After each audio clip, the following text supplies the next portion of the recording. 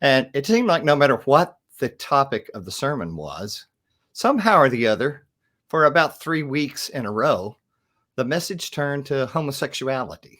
Oh boy. And I was thinking to myself, well, I don't think the people who are gay or lesbian, I don't think that's a choice that they're making.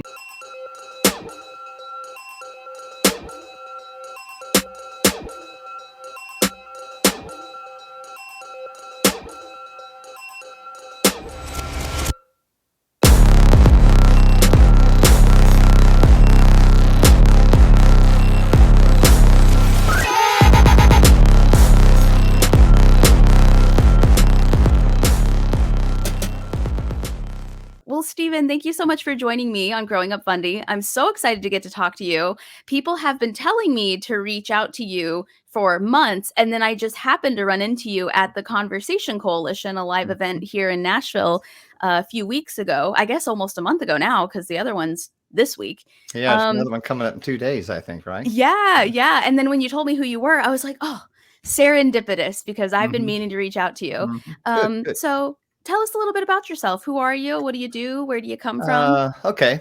Well, I'll give you the thumbnail sketch, and if you want to delve deeper into it, you can. I'm originally from a southern state, Arkansas. I grew up there in a Assembly of God congregation, so it was a Holy Roller-based thing. When I went to college, I somewhat stopped attending church and experimented with the world, what it had to offer. So I learned to smoke pot and, do a few other excursions, almost like that thing that the Mormons do, the Mennonites do or whatever, before they decide to really dig in. So Yeah. kind of that sort of thing. Experiment a little bit. Traveled around here and there, taught a little bit of school, played music for a living for many years, became a respiratory therapist.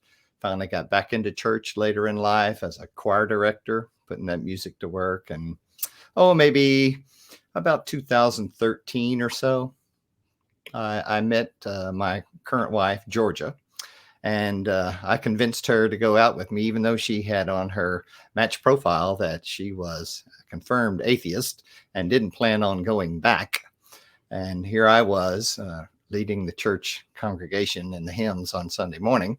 But that turned out to be a good thing, and we got along famously. We read Dan Barker's book, Godless, and I could really relate to that because his history was a lot like mine. And when he left the church, that's kind of a courageous thing to do when you're part of your vocation is there. I wasn't totally reliant on the income I made from the church, but still, it was a nice supplement. And when you're going to leave it like that, you kind of need a little push maybe in the right direction. So that was enough to open the door to thinking differently about things, maybe thinking objectively for the first time about some things. And subsequent to that, my way of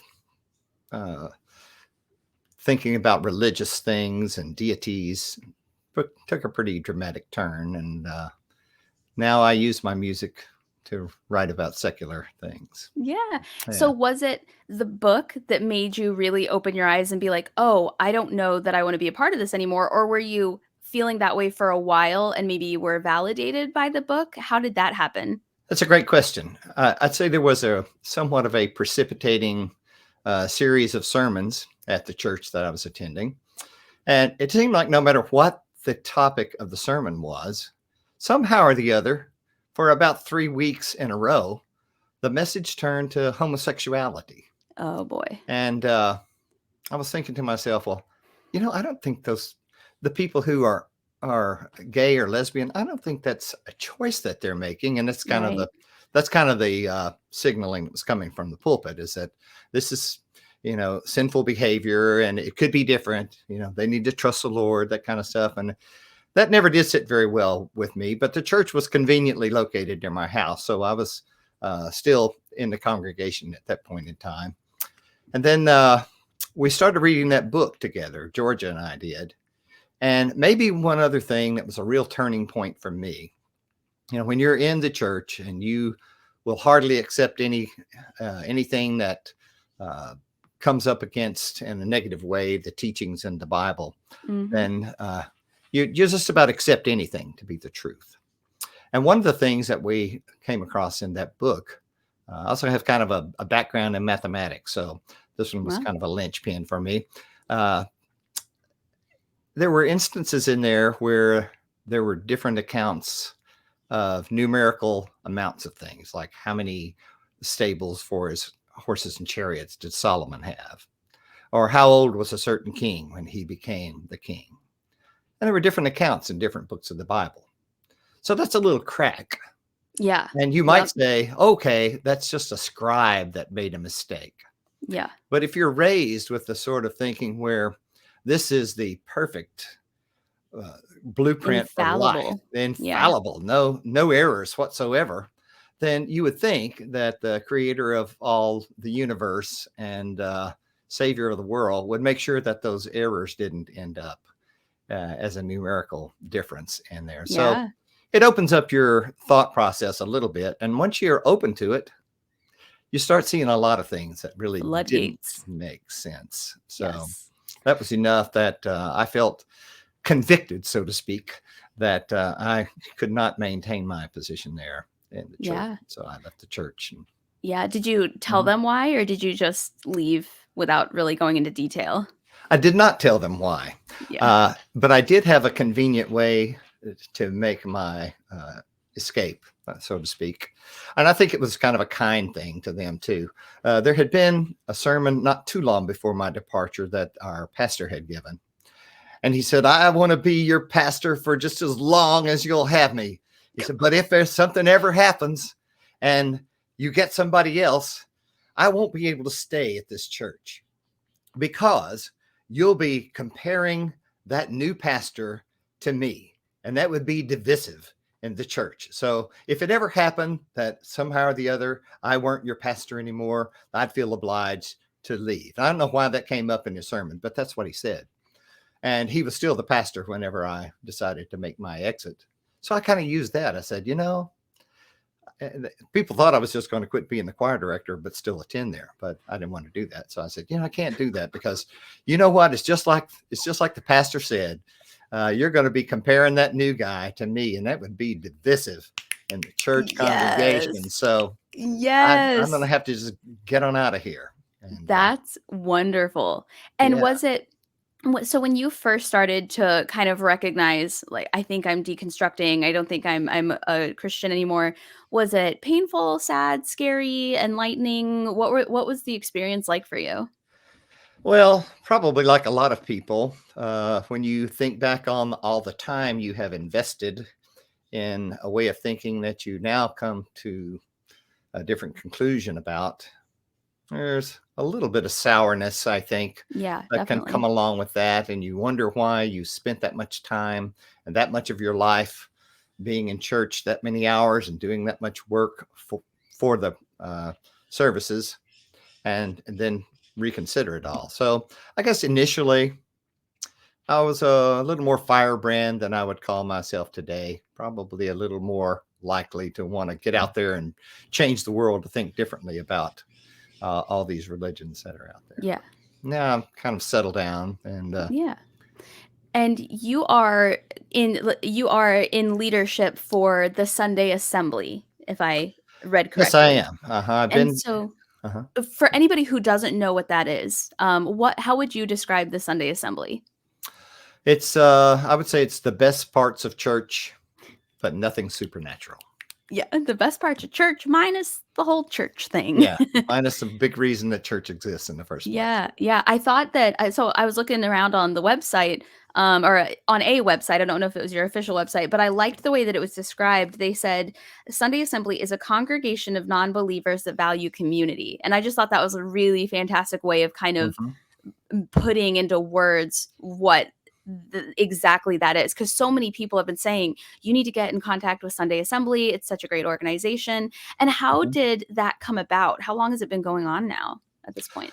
The first meeting was in November of 2013. Interesting story. I was dating Georgia at the time, and she, of course, wanted to go to that first meeting, and it included the founders of Sunday Assembly, who are a couple of comedians from the UK. They are the ones. No way. Yeah. What are the chances? Yeah, they were the first ones. They were driving home from a gig one night, and one of them said, "Wouldn't it be great if we could have all the good stuff out of church, but none of that other stuff that we don't want?" And so they formed this Sunday Assembly. And I was there at that first meeting, and this hair kind of shows up, and we had news cameras there that night. I was still working in the church, so I had to Oh, take care of where I sat in the congregation and interesting. try to make sure I didn't get caught on tape, so to speak. Yeah. Yeah, and I didn't, so it worked out very well. Anyway, it's been a long time now. I'm right at 10 years this November. Yeah. Mhm. I was going to say, yeah, that's right at 10 years. And Mhm. so once you had finally decided that you were no longer interested in considering yourself a religious person, did that impact your relationship with like any of your friends or family or people who knew you up until then? Because you'd been a worship leader, the whole time they knew you. Yeah, well, I didn't keep in touch much with the church people who had probably been most of my social community at the time. I had a disc golf community too. I love that game, disc That's golf. So, awesome. so I kept up with them. None of them Okay. were particularly That's good. religious. Yeah. But yes, it did impact that. My family, my parents had already passed. So my brother was at the time and still is a member of his church congregation down in Louisiana. And I didn't tell him anything about that. Yeah. I did eventually tell him that I wasn't doing the choir director gig anymore, but I didn't tell him the complete story Yeah. until just last October. Oh, wow. Mhm. Interesting. And what was he receptive? Was he confused? He still loves me. Yeah. I still love him, Same but person. Yeah. receptive is probably not the best description of Yeah. that encounter. Yeah. I went down to my cousin's house in Monticello, Arkansas, by the way. And You are literally the only other person I've ever met that I didn't know there who knows what that is. yeah, yeah. Well, my cousin lived there still. He was a school teacher down there for all these years. And I wanted to make a point of coming out to him and letting him know who I was because, we were not in that close contact throughout those years. And when you're getting a little older in life and you think maybe I should restore some of these relationships to a better state.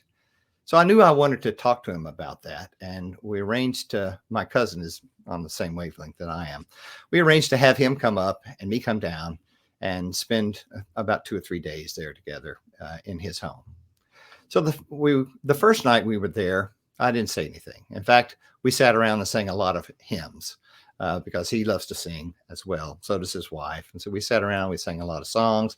My wife, Georgia, is a good harmony singer. So we had a great time doing that. And then the next night we had the talk. And, I discovered a lot about him that I maybe would not have expected that. And it almost comes down to these days, your religion and your politics kind of have to align. They And do. I really Yeah. didn't think that would be him. I remember him as funny, congenial, and really he still is. Right. Caring, generous, all those fruits of the spirit. Slow to anger, long Yes. suffering, all that stuff. Yeah. And I guess he still is. But when it comes to those political things, there's a sharp divide. Isn't that interesting? Mhm. It's very interesting. I learned a lot about what people really think in 2015, 2016. Mhm. You look back on the past when you could sit down with family or friends, whatever, in a big group, and it would never come up once. In fact, I remember back when it was like rude to even ask and talk about. Mhm. And now it's like you got to know that stuff before you even RSVP to the event. You're like, Mhm. how many Democrats, how many Republicans, how many Christians, how many, you know what I mean? Like how many Yeah. evangelicals. It's like you got to take stock before you can even decide if you want to visit certain people because of those thoughts. But at the same time, it's like some of the funniest, nicest people would vote against gay marriage without thinking twice, would vote Mhm. against, women's reproductive rights without Mhm. thinking twice about it. It's just wild. It's just Well, I guess wild. there's a good reason why the old advice used to be when you go to your Thanksgiving holidays, don't talk about religion or politics. Yep. Only now, You just pick one, and they're almost the same. So Yes. Also, you can't talk about that. low key, have you ever noticed the people that say don't talk about religion or politics? They just don't want the liberals talking about religion or Oh politics. Have you ever yeah. seen that pattern? I think it's Yeah, hilarious. yeah, that's all Um, it is. and so you were in a relationship while you were deconstructing. Was that helpful to have somebody there who had kind of gone through it and done it? Or was it something that you had to really explore on your own? What was that like? Well, certainly it was helpful because I think that Georgia is a smart gal. And if she could come to that conclusion, then, and I opened up my mind and came to the same conclusion, I'm probably in pretty good company there. Yeah. So, yes, that was quite encouraging to find out there's a whole nother group of folks who don't think the way that I was raised. And, like I said, I didn't accept everything in the Yeah. in the Bible at that time, as some of it never did seem right to me. But it was, nice to have a group of people that I could then kind of plug into that was just fine if I didn't accept the stuff that was in the Bible. Here's a funny story for you. When I was in church music, in fact, all my life, I've been writing songs. My cousin and I in Arkansas, we've written countless numbers of what we would call cheating and drinking songs for the country market. That's great. We never really made much off of it, but it's so much fun. Yeah. And when I was in the church, well, I started writing gospel songs or Christian songs.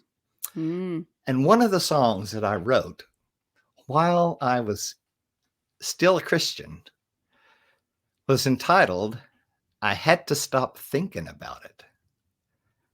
Because I just took some of those things that I knew I would never understand. It's kind of a quirky little song. The chorus went, "I had to stop thinking about it. It was over my head. I had to stop thinking about it and just believe what the good book said. Oh, no. Cogitation, rumination, and deep deliberation left me swimming in a sea of doubt. So before I started sinking, I had to stop thinking about it." Now I look back on that song and I should have recognized the foreshadowing in that song. The red flags waving all over the place. Yeah. That's why. So do you ever look back on your religious life and just see things like that where you're like, how did I not see that? How did I not catch on to that? What is that like for you to reflect? Because you were a Christian for decades, right? So I wasn't a practicing Christian for all of that time. I was in the music business out on the road. So I wouldn't say that I was living a holy, consecrated life at that time. But if you had asked me, what do I think about the Christian religion, I would say, yeah, I think it's the right one. Yeah. Of course, now that I look at it and I see I don't know, what's the word I'm looking for? A sort of a prejudice against all the other religions when their claims are no less outrageous than the Christian religion. And now you compare those and you say, well, of course, none of those make sense. Who would think that an axe head is going to float or that someone came back from the dead? Right. No. So that's interesting. That's so interesting. And does your background being religious and having deconstructed into, I mean, you consider yourself an atheist, right? I do. Okay. I just didn't want to call you that and not ask first. Does that impact how you treat people? Do you feel like you treat people differently now as an atheist than you did as a Christian? About the same? What has that been like?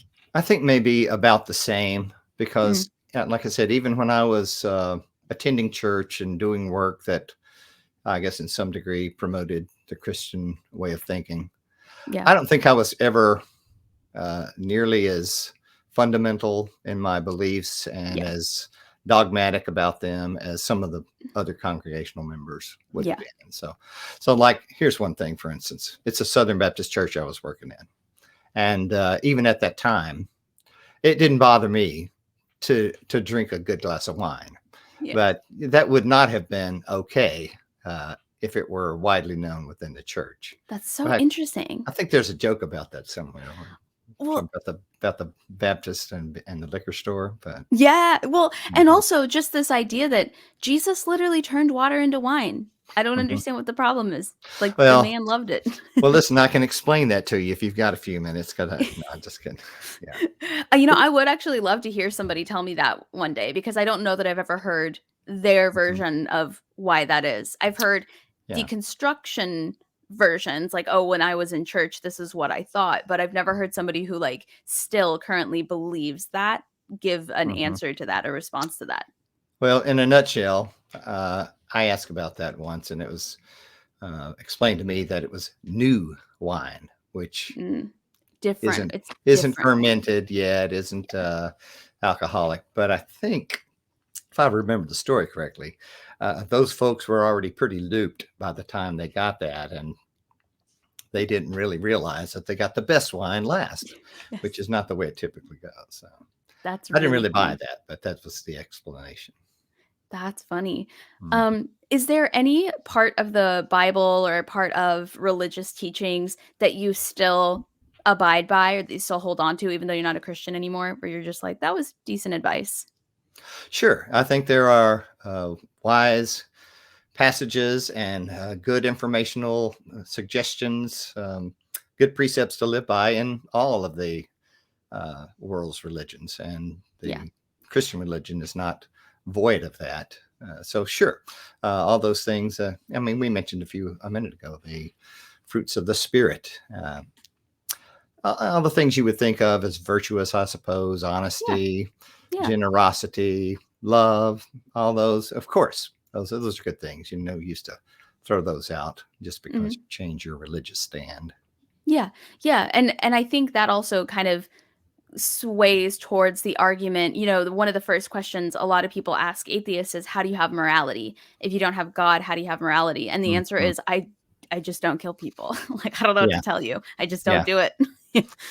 yeah. There have been some studies done on that, and even in children who are too young to understand the concepts of Christianity, as I understand it, there are uh, situations that you can set them up in where they will feel some empathy and kindness toward another child. Like you show them a picture of somebody who just fell off of a swing, and they feel that hurt for that person. So it's not Mhm. like morality is contingent on your religious belief. What do you think we did?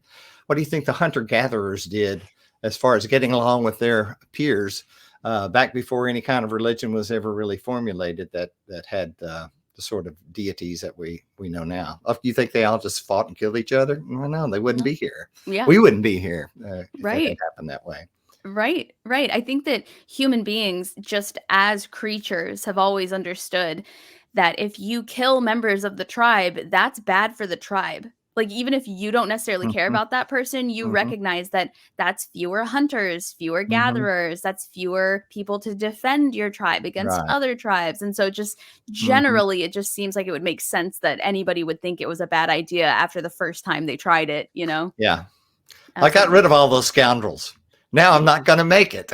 Yeah, yeah, yep. Yes. Yeah, I let the intrusive thoughts win, and now I'm gonna starve to death because I don't Mhm, know how to fish, and I killed the guy who does. Like, mhm. that's interesting. A lot of the things you and I talk about, I probably have a song related to that somewhere. So speaking of what you were asking a minute ago, do I still uh, adhere to some of those precepts that I learned there? Of course I do. And one of the songs that I wrote is called "Perfectly Christian Atheist."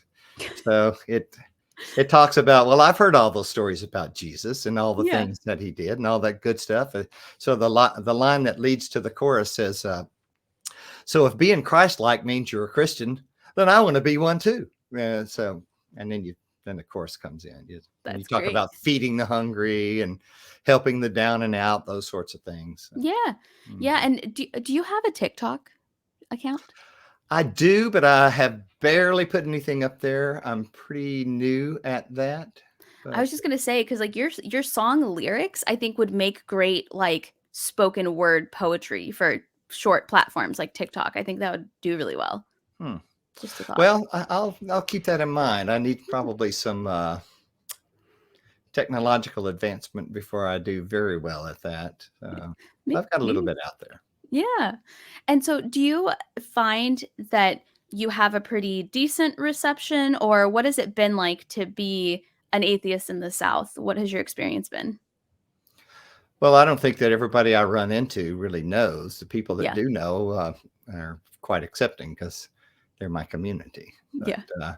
I think in general, and this is probably not news to you, but if you took all the people who might be disenfranchised and thought of as untrustworthy, an atheist would probably be about at the bottom of the ranking, the Yeah. least favorable That's funny. outlook. Mm-hmm. Yeah. And I do think that there is a common misconception that atheists, all we ever do is talk about being an atheist. When you meet us, Mm-hmm. we introduce ourselves as an atheist and we, spit Mm-hmm. on God's grave and things like that. Mm-hmm. But it always surprises people to find out that outside of things like my podcast or my YouTube channel, I don't talk about it unless people Mm-hmm. ask. That's Yeah. the last thing you find out about me. Do you find that is that kind of similar to how you live your life, or? Yes, it is.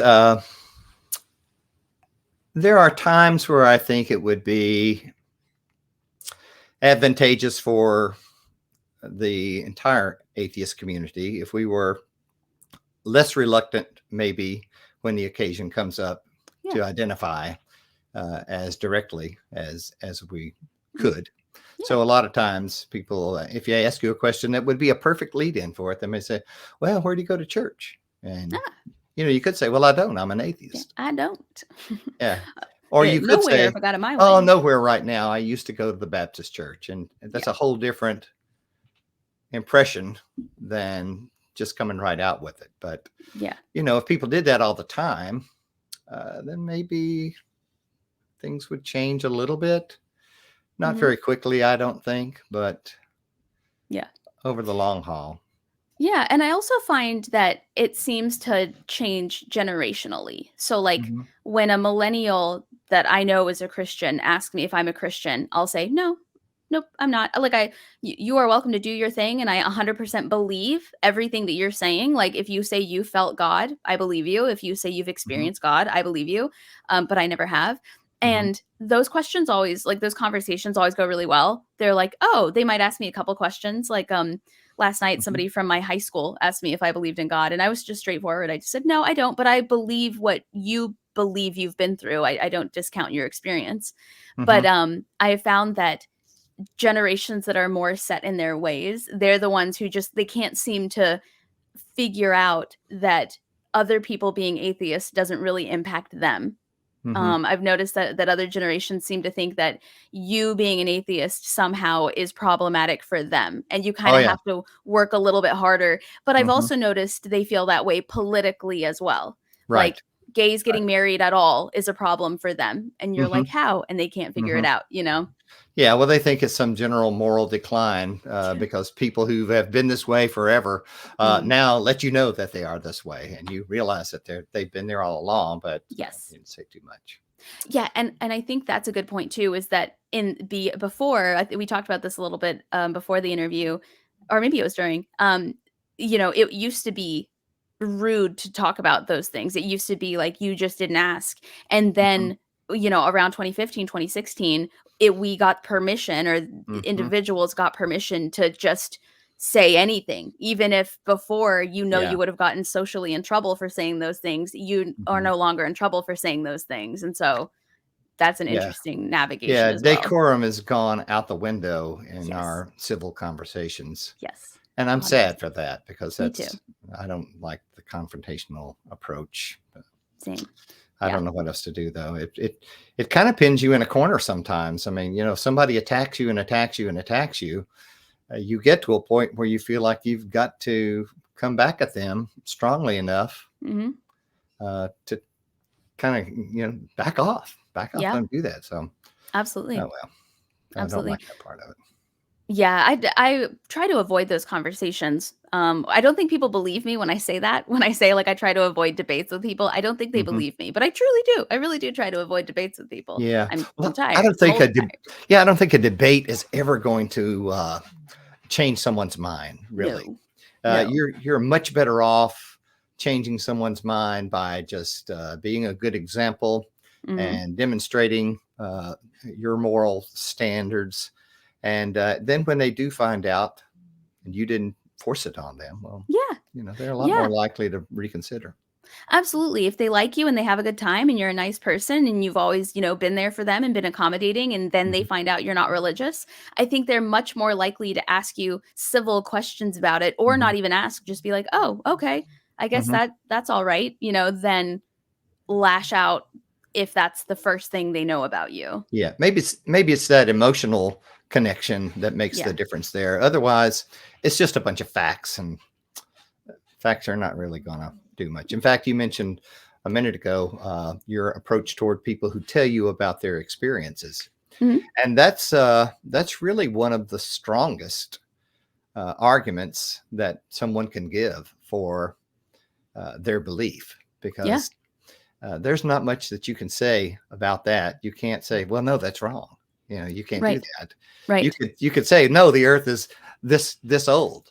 And that's easy enough for science to refute. But when it comes to personal experience, you can't really. Right. The way that I explained it to people is, how sometimes when people eat cilantro, there's that population of people that taste soap, right?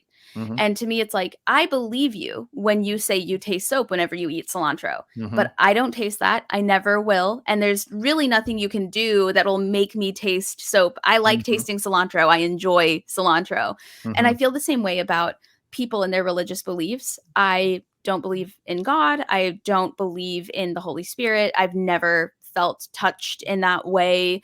And I believe people when they say they have, but I also believe that it was something else.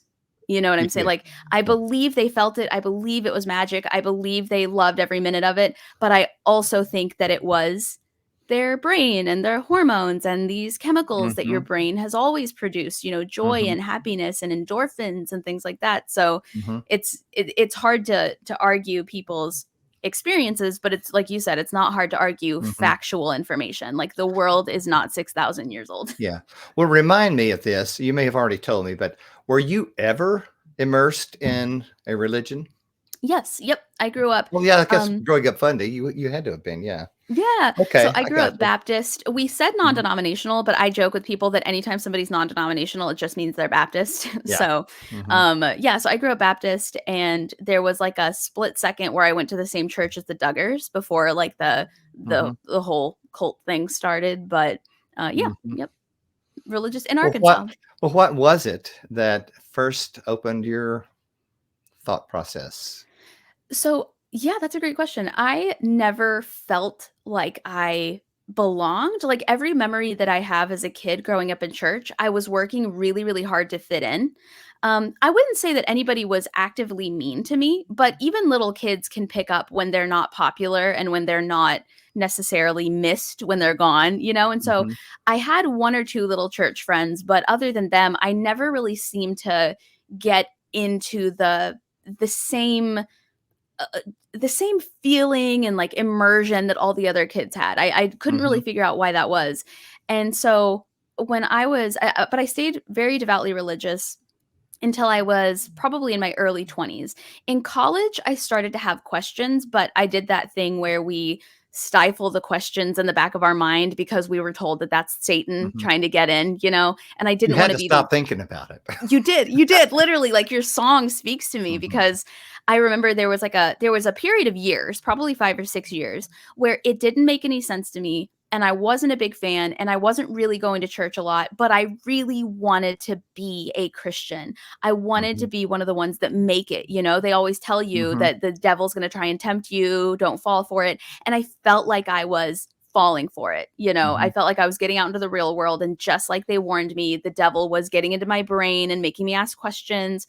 And when I was probably 24 or 25, I took shrooms, and I was no longer able to ignore the questions that I had had for maybe a decade at that point, and I tell people all the time, shrooms are not for everybody. This is not me telling you to take shrooms, but I had already been questioning these things for a long time. And all it did was say, girl, this is who you are. Why are you Mhm. pretending to be? Why are you posting Bible verses on Instagram? You and I both know that you Yeah. don't believe that. That's not who you are. And of course, then you Mhm. start watching videos of like Aaron Raw and things like Mhm. that. And you Mhm. just start to hear.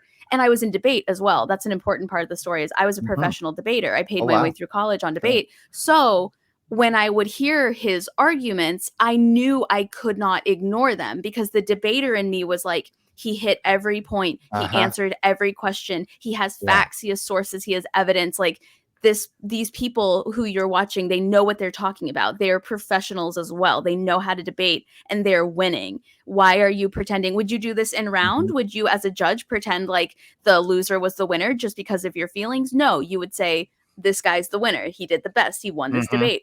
Mhm. So yeah, and so I realized like the debater in me was like, I can't pretend like I need facts and evidence in all other aspects of my life, but I don't need facts and evidence when it comes to eternal salvation, which Mhm. arguably should have the most evidence. Yeah. Well, you know what you said a moment ago, uh, made me think of this when we talk about people expressing the way they feel, and Mhm. that's their main reason. Oh, I felt it. I felt Jesus inside me. I Mhm. felt this wondrous peace and love sweep over my soul or Mhm. over my being. And then you talked about shrooms. And it's funny because I think that a lot of the same Same. sort of ecstasy that people Yes. feel, let's say when they're speaking in Like tongues, out of body experience. right, or a near-death experience is, or somebody who can get into the deepest states of meditation, or somebody who has a quote religious experience under the influence of one of the drugs that are used oftentimes in religious practice. Mhm. So and it's hard, once you have that to discount it. But I agree with you that those sorts of things are uh, they're just kind of up here, and you can Right. feel them deeply, but Yes. that's about all you can get out of it. Yes. Well, I And have another question for you yeah. in regards to that. Your background in debate, Mhm. and I know you're going to be in conversation here soon Yeah.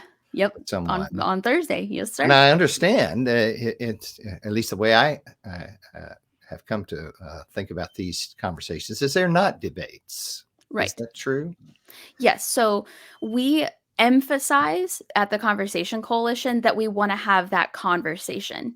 We want people to know up front there's no winner, there's no loser.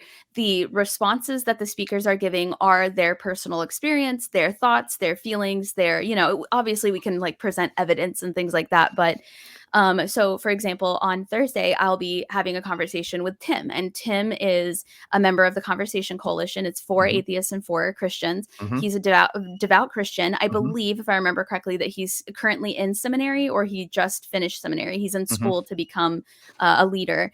And we are going to be talking about the existence of God and whether or not is God real? Does God not exist? What evidence does Tim have to support that he does exist? What evidence do I have to support that he doesn't? And the idea isn't for me to be like, everyone in this room, I'm trying to prove to you that your God's not real. I don't Hmm. want them to have an existential crisis, but I do Hmm. want to be as upfront and honest as possible. We don't sugarcoat the conversation. We actually, Hmm. after the last one, we talked about how we felt like we were being a little too polite. We felt like we I were, see. Yeah. yeah, we felt like we were being a little bit too, like cautious with each other Yeah. when in reality we're all friends. We can have these Hmm. conversations. Hmm. And so, yeah, so I am very confident in the fact that God does not exist. I'm quite confident in the things that I know to be true in terms of science, in terms of Hmm. philosophy, in terms of evolution. And I've read multiple books on why human beings would benefit from the belief in God.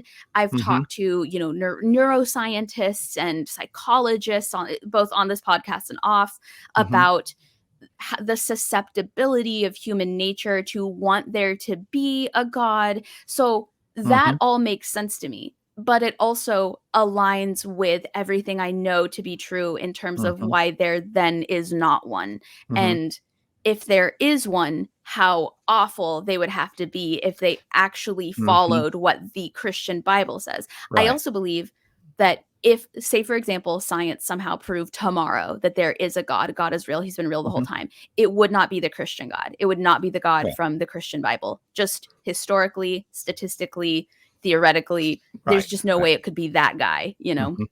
Well, I thought of this a moment ago. First of all, will you be able to challenge him as Yes. such then? So you can say, how can that make sense in this context? Well, that's good. That Yes. ought to that Yes. ought to make the debate a little more rousing. I was at the Yeah. first one too, and Yeah. I think you're right. It was maybe a little too conciliatory from Yeah. time to time. And here's a question I always think of when I'm in a context like that, and Mhm. I don't know if it'll come up here or not, but when you are a skeptical Mhm. person, a doubting person, you need some evidence to make a decision, and someone was to ask you, well, Sydney, what if the eastern sky opened up tomorrow and Jesus descended? Would that be proof to you that he is the Son of God? Yeah. And And I most Christians, I mean, most atheists would say, sure, yeah. sure, I'm open to it. All Yeah. I need is for something to happen to show me that that's the case. And Yes. so, but if you turn that around, what would it take for you as a seminary student to figure out that it's not true? Is there Right. anything that could happen that would make you think differently about your belief in Christ? Mhm. I don't know. And that's a great I question. don't know what you could get for an answer there. It's like, That's a because if great you say, question. yes, there is something, then all of a sudden you're not 100% Jesus team. You know what I Yes. mean? You have this little Yes. bit of skepticism in you. Yes. I don't know if you're familiar with this guy, but he's really good at the probing conversations like that. His name is Anthony Magnabosco. Oh, yeah, I've had him as a guest. Yeah. Yeah. Okay. Great. Great. Well, Yeah. he is so good at that, So and good. he's so congenial, and Yes. he asks the greatest questions. And so many times, you'll come to a point in the conversation they're having where the person he's talking to will go, "Well, I never thought about that." Yes. Yes. Yay! That's Yes. what we Yes. want. Yes. Think about Yes. it a little bit. I would take that reaction 100 times over somebody saying, "You're right." I Mhm, would so much rather somebody go home and think about it and sit with mhm, those thoughts and look it up and do some mhm. research and watch some videos and take a couple of weeks to think about it Sure. than like secede in the moment for an Yeah. argument's sake. Yeah, Yeah. it's a good thing when something like that happens is if somebody says, "Well, I don't know," you say, "Well, that's a great response." Yeah. Encourage them to. If you don't know, that's great. Then That's somebody maybe that you'll I figure trust it out. more. If Yeah. you can admit that you don't know something, I actually Mhm, trust you a lot more than mhm. if you have an answer for everything. Yeah, I know what you mean. We 100%. all know people like that, don't we? Don't we all? Talk about Don't anything and we all? Yep. They've always got a big old answer for everything. yeah, yeah. A Judge Judy taught me that people who have an answer for everything are the worst liars. Oh, She's like, okay. if you know somebody Yeah. who has an answer for everything, don't trust a word they say. Don't trust them. Okay. Yep. I'm going to keep Yep. that in mind. I'm going to put that in my book here, my Yeah. brain. Yeah. Have Use it. you ever come to a moment or been asked a question or had an experience that made you think even for a second that you might be religious again one day, or has it been pretty straightforward ever since? I have not. I like to think that if it came up, I would acknowledge it, but Yeah. I almost think at this point, once you've really done a fair examination, and I may be wrong. There may be people out there who have gone back and forth, but it almost seems like if you were deep into religion and then you really examined everything and you came to the decision that that's you can't stay in that camp anymore. It seems impossible to me now, barring something so fantastic, that I could ever just from listening to somebody think, oh, maybe they're right. Maybe that is true, but Yeah. mm-mm. Yeah. And I feel like it always surprises religious people when atheists say yes, like, yeah, if God came out of the sky right now, I'd believe him. I'd Sure, believe in him. I'd believe it. sure. But I still wouldn't be religious because I would still be very angry at the man. You know what I mean? Like I would still Yeah. be upset of all the stuff he lets happen that he Yeah. didn't stop that he could have. You know what I mean? Yeah, I know. And some of that stuff that's in the Old Testament is just so horrible. It's Yep. the 50 shekels of silver for some guy that he rapes your daughter. So Yep. he has to give you 50 shekels of silver. Oh man, Yeah. come on. And some of those punitive laws back in there. Well, people say, well, that was Old Testament and all that changed when Jesus came along. And my question to them is always this. I'd say, well, do you think of God as being the triune spirit, the Father, Son, Holy Ghost? And weren't they always there? Well, where was Jesus? Was he taking a pass that day when they made all these Levitical laws? Or Right. no, he had to have been there as well. Unless you want to change your idea about the triune God. And then I guess you Yeah. could do that. But And I'm still not quite sure what then happened to people before Jesus, right? Like I yeah. still have not been able to get a straight answer for then where, like, purgatory, hell for everyone, like where did you go Hmm. if you died before before Jesus sacrificed himself? To me, based on the rules, it sounds like you went straight to hell. That's what it sounds like. Yeah, I guess unless you're talking Old Testament and you're sacrificing your lambs or oxen or something, Right. some sort of Or your atonement. son. Or your Yeah. son. But if you Or go something. back further than that, when there's not even an Old Testament yet, you're right. Right. Well, what happened to all those people? Right. That would Right. imply that if there is some sort of a judgment, that your behavior is more important than your confession of belief, because Right. you would have had to judge those people back then on how they acted rather than their professed belief in Jesus as the Savior. So, Yeah, 100%.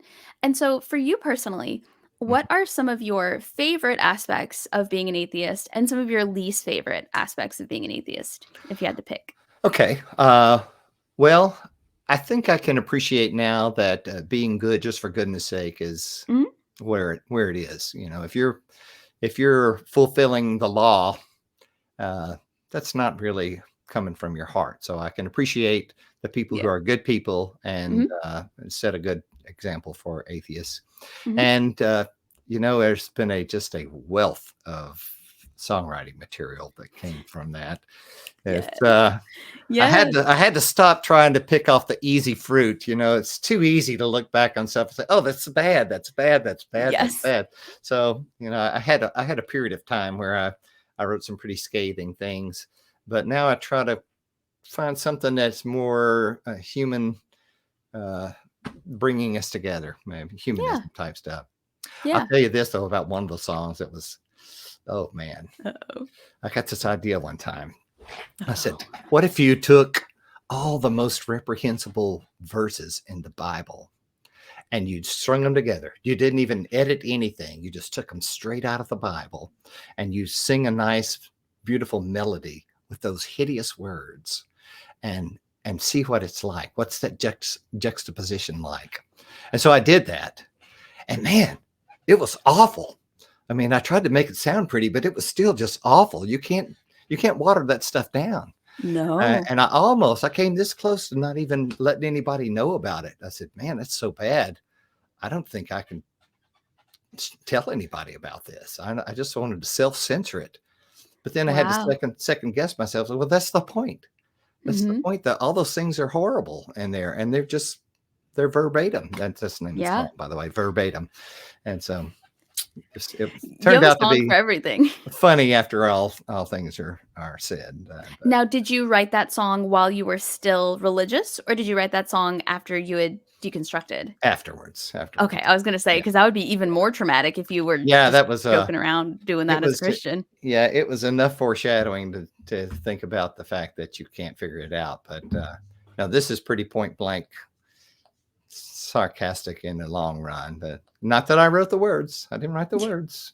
Literally though, yeah, like your number one like songwriting credit would just have to be God You or know, like I, I Jesus did or I did a video on that, and I put Ezra, Malachi, co-writers Ezra, yes, yes, Malachi, yes. Abraham, Matthew, Paul, Mark, Luke, those, yeah, John, that's kind of Acts. stuff.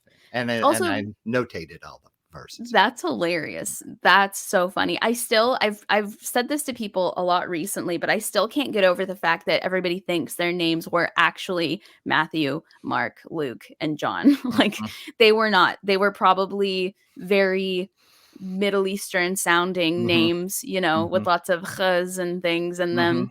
them. But it's just funny to me that we've watered them down to Matthew, Mark, Luke, Oh John. yeah, oh yeah, yeah. Yeah. Well, you have to make it fit. When I look at what's happened over we were talking a while back about maybe the things in the religious faith that are so out of touch with where we are today. Well, I see the trend though as culture progresses. Uh, the rules that people want to apply to their religion kind of follow along behind. So Yes.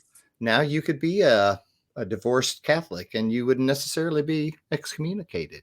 Yeah. You would have other things, gay priests in some of the Mhm. congregations, women pastors, Yes, all that's the those big things. one. Yeah. Yep. So it takes a while for religions to catch up with where the culture is and where Yeah. our humanity has come to. But I think that they're all on the way there. They're just lagging behind. You see that in the growth of the non-religious, Yeah. and probably the last bastion will be the very most fundamental ones, the ones where your investment is so high every day, where you have to abide by strict regulations to be a member of that group. I think of the Yeah. Islamic faith probably being the one that sets the bar the highest Yeah. on that with their forced obligations to the Yeah. faith. Do you have any things that are negative or like maybe not even negative, just least favorite parts about being an atheist?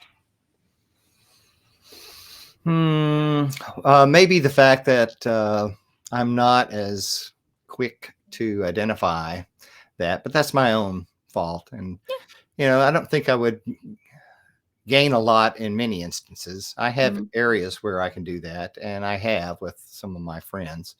And so I guess it's okay in that respect, but Yeah. it's kind of a downer to be thought of in the group that holds the lowest position on the trust. Yeah. Which is interesting too. Cause like we're the ones that don't get any prize in the end. So you Yeah. think that we'd be like the most trustworthy ones because we're being nice just to be nice. Mm-hmm.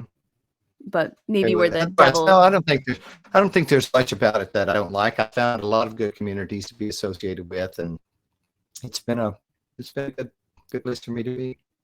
Good, good. Mhm. Yeah, I've had a similar experience. I've had a really good time being a part of the atheist community and the secular community. This is, I feel like the most friends I've ever had, like the most true, genuine friends I feel like I've ever Mhm. had has been since I joined the atheist community, especially online. Mhm. Absolutely. Yeah, I've got a boatload of them too.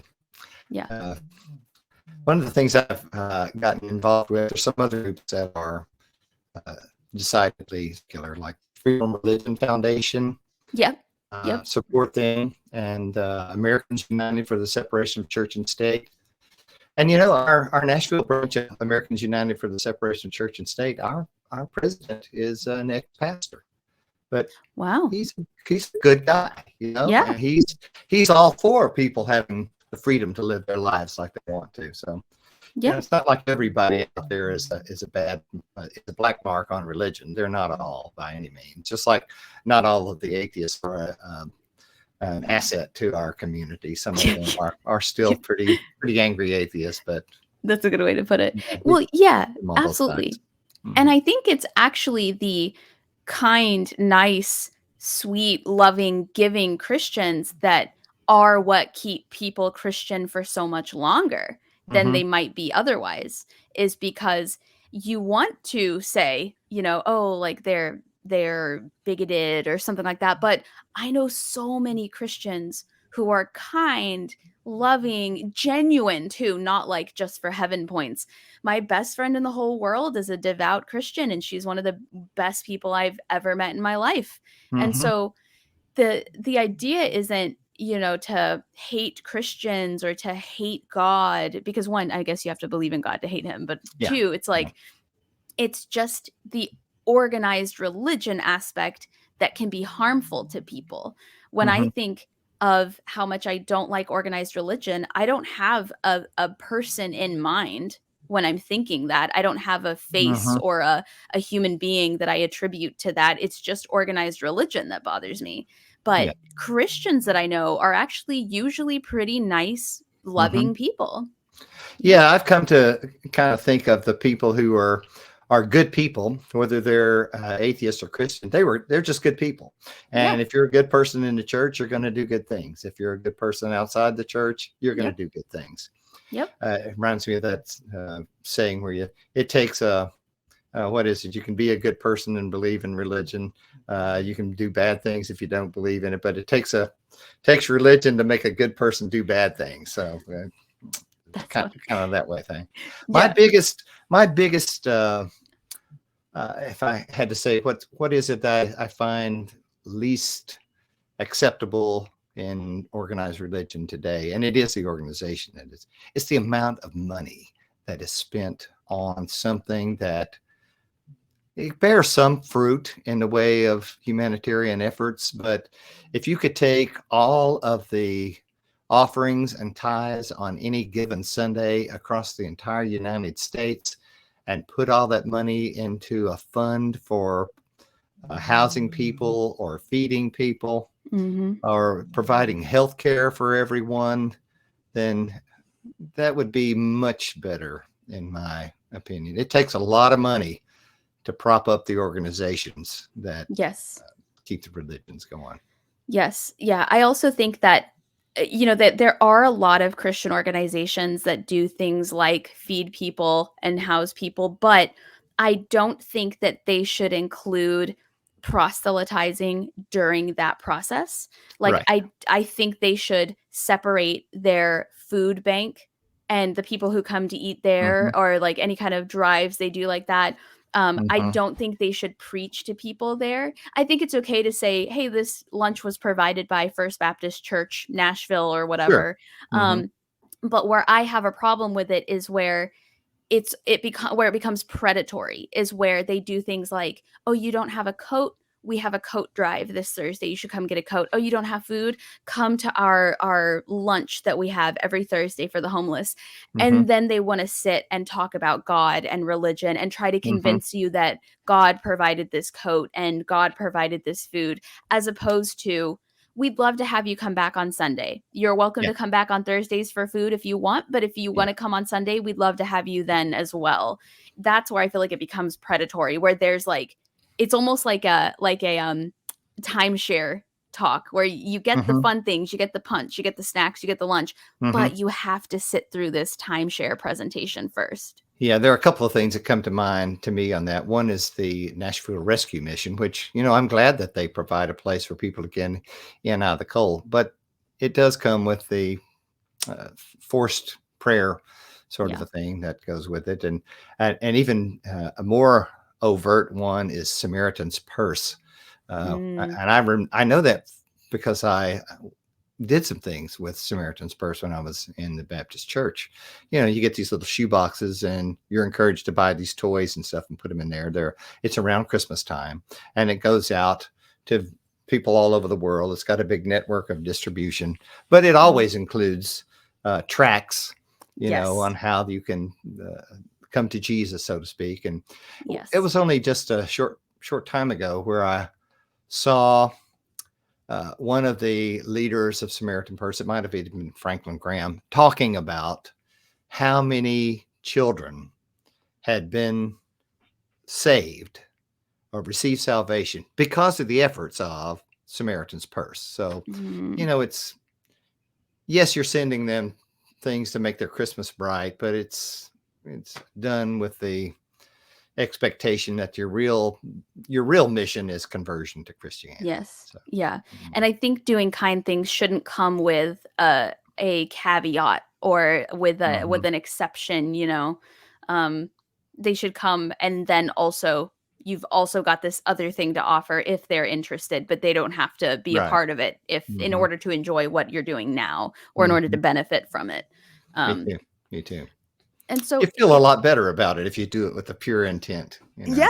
yeah. But at the same time, I guess since we don't really worry about collecting points, maybe points matter to some people Yeah. How rather many than crowns others. do you need, huh? How many Yeah, crowns? yeah. And again, I don't mean for it to sound like all Christians are like that by any Right. means. No, But they're not. Yeah. for example, I live in Nashville, and not far away, there is what most people would consider a mega church. Mhm. And somebody who I know who's an atheist, but was like raised non-religious. It wasn't like a decision they made. They literally just don't know anything about the Bible. He was like, "What if we go visit that church? Do you think we'll get kicked out?"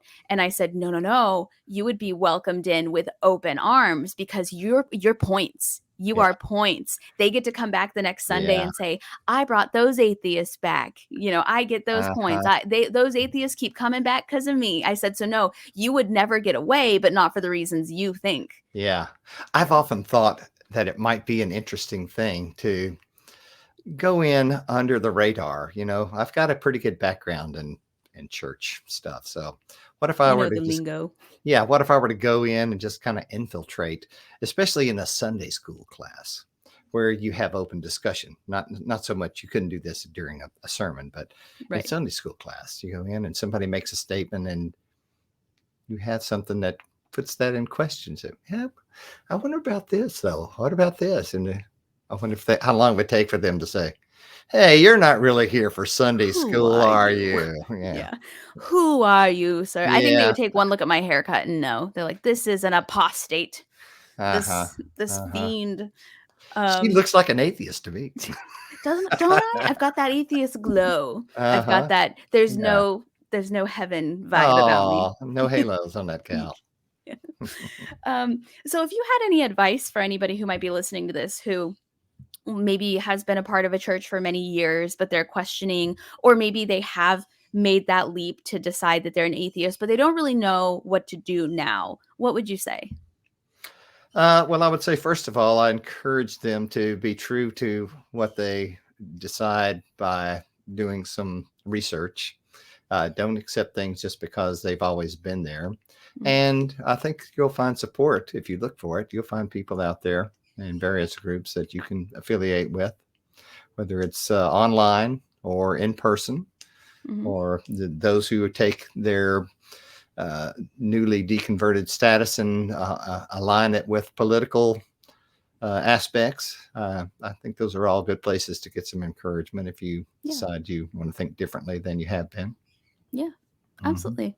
Well, Stephen, this has been a fantastic conversation. I've really enjoyed getting to talk to you a little bit more. I know there were a lot of people around last time we talked, so I'm glad I got Mhm. to kind of zero in and ask you about yourself. Mhm. And for anybody listening, I will link some links to Sunday Assembly in the chat. I'll even include some videos that you've sent me in the past, if that's okay. I'll link those in the Sure. description. And if you have any questions for Stephen, or if there's anything you want to know, feel free to email me at any of the links in the description, and I'll make sure those messages get to him. Okay. But thank you, Stephen, for your time. I really appreciate your time and your story. It's been an honor to talk to you. Well, it's my pleasure. I plan to see you in two nights. Yeah.